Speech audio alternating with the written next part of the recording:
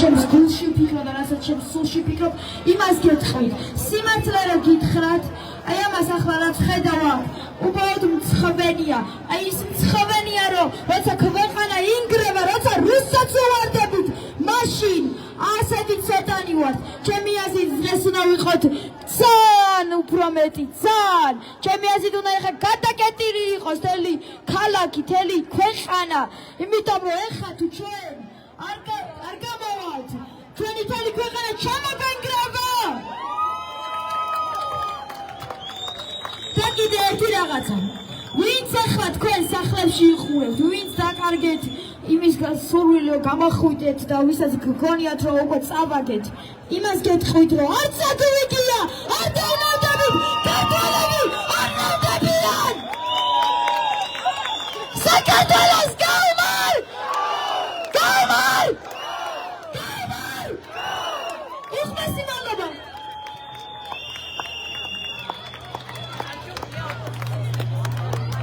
მეგობრებო,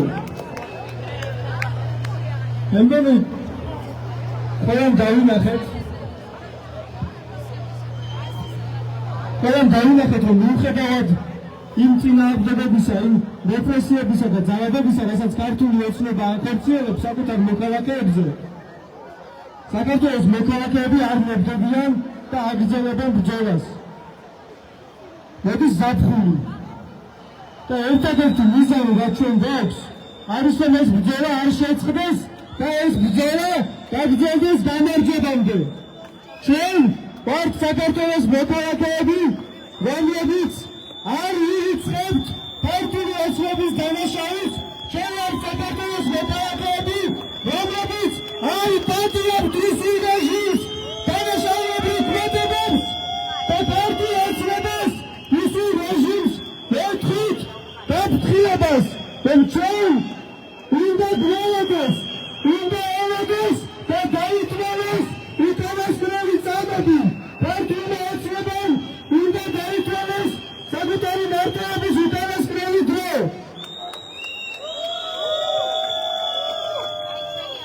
ბრძოლას აუცილებლად გააგრძელებთ და შევძლებთ, რომ უფრო ორგანიზებულად, უფრო სტრუქტურიზებულად ებრძოლოთ ქართულ ოცნებას. პროტესტი არ გაგრძელდება, პროტესტი გაგრძელდება გაზაფხულზეც და აუცილებლად უფრო მეტი იქნებით, აუცილებლად იმდენი ადამიანი გამოვაგაროთ, რამდენის დეკემბერში გამოდიოდით და ისევ შევძლებთ ქალაქში 100,000-ობით და 200,000-ობით გამოვიდეთ. თუმცა წინა გამოსტურებიდან ვისწავლეთ, რომ ქართულ ოცნებას მხოლოდ უკომპრომისო ბრძოლით დავამარცხებთ. ქართულ ოცნებას მხოლოდ დაუხარავი ბრძოლით დავამარცხებთ.